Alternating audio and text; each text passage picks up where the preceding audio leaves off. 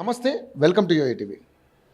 తెలంగాణ రాష్ట్రంలో చాలా hot topic నడుస్తుంది. అదేంటంటే మొన్న 2 రోజుల క్రితం మాట్లాడిన ఏదైతే కొండా సురేఖ వాళ్ళ కూతురు కొండా సుస్మిత మాట్లాడినటువంటి మాటలు తెలంగాణ రాష్ట్రంలో కాంగ్రెస్ పార్టీలో ప్రకంపనలు సృష్టిస్తూ ఉన్నాయి.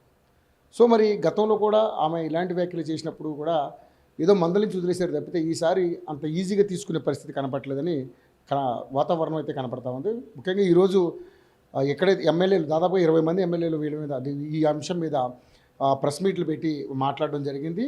సో కొండా సురేఖని బర్తరఫ్ చేస్తారనే వ్యాఖ్యలు బాగా బలంగా వినపడతా ఉన్నాయి. సో మనతో పాటు ఫిషెస్ మ్యాన్ చైర్మన్, అదేవిధంగా కాంగ్రెస్ పార్టీ సీనియర్ నాయకులు మన మెట్టు సాయి గారు ఉన్నారు. సాయి గారితో మాట్లాడదాం. అసలు ఏంటి నిజంగానే మరి కొండా సురేఖ గారి మీద ఏమైనా చర్యలు ఉంటాయా, సుస్మిత మాట్లాడినటువంటి మాటలు వెనకాల ఆంతర్యం ఏంటి అనేది ఒకసారి కడుక్కునే ప్రయత్నం చేద్దాం. సార్ నమస్తే. నమస్తే సార్, ఏంటి అంటే గతంలో కూడా సుస్మిత సేమ్ వ్యాఖ్యలు చేశారు. సో ఈసారి అయితే మరీ దారుణంగా మాట్లాడు, ముఖ్యమంత్రి గారిని నువ్వు కానీ మీ తాత కానీ మీ అయ్యి కానీ ఎవరి దిగి వచ్చినా ఈసారి గెలుపు మందే అన్నట్టుగా ఆవిడ మాట్లాడడం చూసాం. అంటే ఎందుకు ఇటువంటి వాతావరణం వస్తుంది అంటే నిజంగానే కాంగ్రెస్ పార్టీలో ప్రజాస్వామ్యం కొంచెం ఎక్కువే, అంతర్గత ప్రజాస్వామ్యం ఎక్కువే అంటారు కానీ ఇంత ఘోరంగా ఉంటుందా అనేది కొంతమంది ముక్కును వేలేసుకునే పరిస్థితి. ఆమె బేషరతుగా ముఖ్యమంత్రి గారికి క్షమాపణ చెప్పి తీరాల్సిందే. అదేవిధంగా మంత్రి సురేఖ గారు వివరణ ఇవ్వాల్సిందే. ఇప్పుడు ఏదో మనం మాట్లాడేస్తున్నామంటే దానికి ఏది మీ స్థాయి ఏంది, మాట్లాడనికే మీ అర్హత ఏంది? మంత్రి గారి అమ్మాయి మాత్రమే. మీరు మాట్లాడేటప్పుడు ఎవరి గురించి మాట్లాడుతున్నారు, వారి స్థాయి ఏంది, ఏ విధంగా ఉన్నారు, గతంలో మీకు ఎమ్మెల్యే టికెట్ విషయంలో ఎంతమంది ఇబ్బంది పెట్టినా కూడా టికెట్ ఇప్పించి మీకు మంత్రి చేయడం తప్పు చేసిండా? కొండ సురేఖ అక్క అన్నారు తప్ప ఏమన్నా తప్పు మాట్లాడిండా? వ్యక్తిగతంగా వ్యవహారంగా ఉంటే రేవంత్ రెడ్డి గారు చాలా స్పష్టంగా చెప్పడం జరిగింది, కొండ సురేఖ మా అక్క అని చెప్పి. అయినా కానీ మీకు అది ఇష్టం పడతలేదా?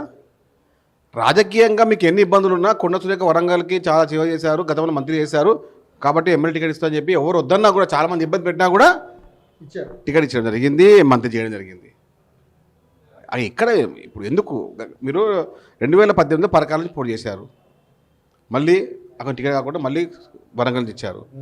అది మీ పైన విఘ్నత చేయడం జరిగింది, అది పెట్టుకోండి. రాజకీయంగా చాలా మటుకు మీరు చేసినాము, మేము అనేసినాము, నాకు సంబంధం ఉంటుంది. కొండా ఫ్యామిలీ కాబట్టి సంబంధం ఉంటుంది. సుస్మిత గారు మీరు నోరు అదుపులో పెట్టుకోండి. మీరు చిన్న పిల్ల, మీకు రాజకీయం తెలుసుకోండి, నేర్చుకోండి. ఇంకా మీకు అడ్మిషన్ రాదనుకుంటా. పొలిటికల్గా మీరు ఇంకా మెచ్యూర్ కాలేదు. అంటే పెద్దవారైన మాత్రం మెచ్యూర్ వేరే ఉంటుంది, రాజకీయం సంబంధించిన వ్యవహారం వేరే ఉంటుంది. మీరు రేవంత్ రెడ్డి గారి గురించి మాట్లాడితే మేము ఎట్లా కూకుంటాము, కాంగ్రెస్ పార్టీ మాట మేము కూకుంటాము. ఎవరైనా కూడా ముఖ్యమంత్రి రేవంత్ రెడ్డి గారి గురించి, కాంగ్రెస్ పార్టీ అధ్యక్షుని గురించి, కాంగ్రెస్ పార్టీ మాట్లాడితే వదిలిపోయే సమస్య లేదు. వేటు వేయాల్సిందే, వాళ్ళు ఎవరైనా ఇవ్వాల్సిందే, తప్పు క్షమాపణ చెప్పి తీరాల్సిందే. గతంలో కొండా సురేఖ గారు కూడా కొన్ని వ్యాఖ్యలు చేశారు ఇట్లాంటివి. ఏది నాగార్జున అమల గారు ఎవరో మన వాళ్ళ కోడల విషయంలో కూడా ఇలాంటి వ్యాఖ్యలు చేసి కాస్త ప్రాబ్లం తెచ్చుకున్నారు. గతంలో కూడా మాట్లాడినటువంటి మాటలు, గన్ ఫైరింగ్, సో ఇవన్నీ కూడా చూసాం మనం. మళ్ళీ ఇటువంటి మాటలు వీళ్ళు వాళ్ళ ఫ్యామిలీ నుంచి వినపడుతున్నాయంటే అది సుస్మిత లాంటి వ్యక్తి మాట్లాడుతున్నారంటే వెనక ఏమైనా పెద్ద బలమైన కారణం ఏమైనా ఉందంటారా? దాన్ని ఏ విధంగా గమనించవచ్చు? అర్హత లేని ప్రతి ఒక్కరు మాట్లాడితే క్షమాపణ చెప్పి తీరాల్సిన అవసరం కాకపోతుండే. రాష్ట్ర మంత్రివర్గంలో కీలక మంత్రిశాఖగా ఉండి, సీనియర్ కాంగ్రెస్ నాయకులుగా ఉండి, కుటుంబ సభ్యులు మాట్లాడినప్పుడు మంత్రిగా మీకు పూర్తి బాధ్యత ఉంటుంది. నాకు సంబంధం లేని తప్పించుకోవే సమస్య లేదు. కాబట్టి అర్హత లేని వ్యక్తి సుస్మిత, ఆమె బేషరతు క్షమాపణ చెప్పి తీరాల్సిందే. మీరు ఒంకరుగా మాట్లాడితే మేము ఒంకరుగా మాట్లాడతాం. మాకు సత్తా మాకుంది, మాకు ఆ కెపాసిటీ ఉంది, ఆ నోరు మాకుంది. కాబట్టి ఒక కుటుంబ సభ్యులుగా, కాంగ్రెస్ పార్టీ నాయకురాలుగా మేము మీకు ఒకటి చెప్తున్నాము, మీ అమ్మాయి గారు క్షమాపణ చెప్పకపోతే రాష్ట్రంలో రేవంత్ రెడ్డి గారి అభిమానులు, కాంగ్రెస్ పార్టీ అభిమానులు చాలా తీవ్ర స్థాయిలో ఇబ్బంది వాతావరణంలో ఉన్నారు. అంటే ఏంటంటే మన కుటుంబ సభ్యులు అన్నప్పుడు మీరు అట్లా మాట్లాడుకున్నప్పుడు అప్పుడే మీరు చెప్పాల్సింది. గతంలో ఒకసారి మాట్లాడినప్పుడే మేము అప్పుడు ఊరుకున్నాము, పోనీ మొదటిసారి అనిపించి. 10 సారి అంటే అలవాటు పొరపాటుగా మారుతుంది. అలవాటా పొరపాటా? మీరు మాట్లాడే ప్రతి మాట చూసి మాట్లాడండి. రేవంత్ రెడ్డి గారు 18 గంటలు పనిచేసిన రాజకీయ నాయకుడు, దర్శకుడు పనిచేస్తున్నారు. దక్షిణ భారతదేశంలో ఒక ప్రముఖమైన వ్యక్తిగా ఆయన ముందుకెళ్తా ఉన్నప్పుడు ఇంకా మనం గర్వపడుతుంటే ముందుకెళ్ళాలి. ఇంకా వైఎస్ఆర్ కన్నా మించిన నాయకుడుగా రేవంత్ రెడ్డి గారు ముందుకెళ్లారు. కాబట్టి అలాంటి నాయకుడిని మనం ఏ విధంగా గౌరవించుకోవాలి, ఏ విధంగా మనం ఆయన ప్రశంసించుకోవాలి, ఆయన ప్రగతి ఏ విధంగా ముందుకు తెలుసుకోవాలి. నోరు ఉంది కదా మాట్లాడేస్తాము, మేమనే అనేస్తామంటే కాదు. అసలు ఆవిడ ఎందుకు మాట్లాడుతున్నారు దాన్ని ఏమైనా గమనించారు? అసలు చిన్నపిల్ల అయితే వాళ్ళ కాదు, చిన్న మనస్తత్వము, ఆ తెలివి ఉందా అర్థమవుతలేదు వాళ్ళకు. తెలివి ఉందా పోయిందా, ఎట్లా తెలుసుకొని మాట్లాడాలి, స్థాయి తగ్గ మాట్లాడాలి, అర్హతంగా మాట్లాడాలి. అర్హత లేకుండా ఏమైనా మాట్లాడితే మేము కూడా అట్లా మాట్లాడాల్సి వస్తుంది. ఆవిడ క్లియర్గా చెప్తుంది, నా పోరాటం కాంగ్రెస్ పార్టీ మీద కాదు, రేవంత్ రెడ్డి మీద అంటే రేవంత్ రెడ్డికి ఆమెకి ఏమైనా పర్సనల్గా ప్రాబ్లమ్స్ ఉన్నాయి? రేవంత్ రెడ్డి గారు కాంగ్రెస్ పార్టీ ముఖ్యమంత్రి, కాంగ్రెస్ పార్టీ ముఖ్యమంత్రి మర్చిపోకండి. మీరు కాంగ్రెస్ పార్టీ సభ్యత్వం ఉందా ఫస్ట్ నేను అడుగుతున్నా. సభ్యత్వం ఉందా? మీ మాట ఉందా? కుటుంబ సభ్యులు మాత్రమే. కాబట్టి మీ స్థాయి అది కాదు, మీ స్థాయి కాదు. ఈమె అంటారు సన్ స్ట్రోక్ కాదు, బేటీ స్ట్రోక్ అయిపోయింది. కాబట్టి నేను వాళ్ళకు విజ్ఞత వదిలేస్తున్నా. ఇంకోటి, మీరు క్షమాపణ చెప్పకపోతే తీవ్ర పరిణామాలు ఉంటాయి.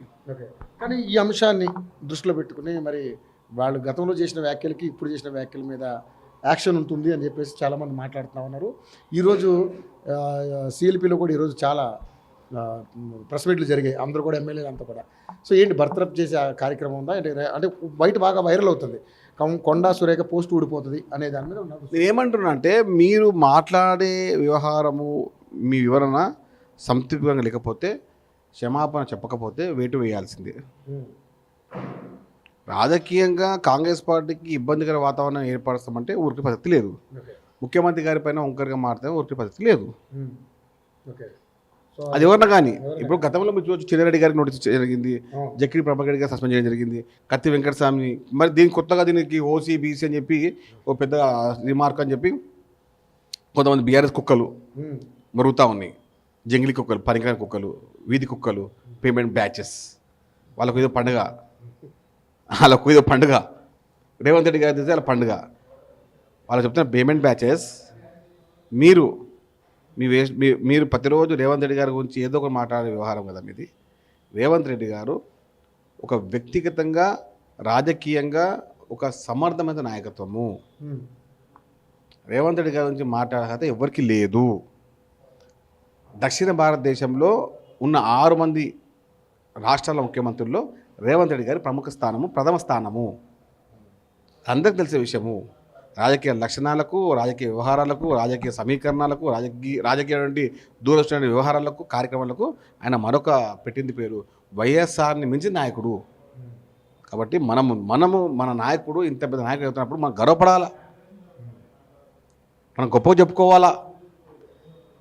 రాష్ట్రంలో కేసీఆర్ లాంటి నాయకుడిని పండబెట్టి తొక్కి ముఖ్యమంత్రి అయిన నాయకుడు రేవంత్ రెడ్డి గారు.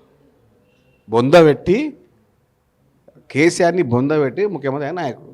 కాబట్టి ఆ విషయాన్ని మర్చిపోకండి. ఎవరు ఏదో నోటికి వచ్చి మాట్లాడకండి. ఇంటి వాళ్ళు కాదు ఊకున్నాం, ఇప్పుడు నెక్స్ట్ ఊకునే పద్ధతి లేదు.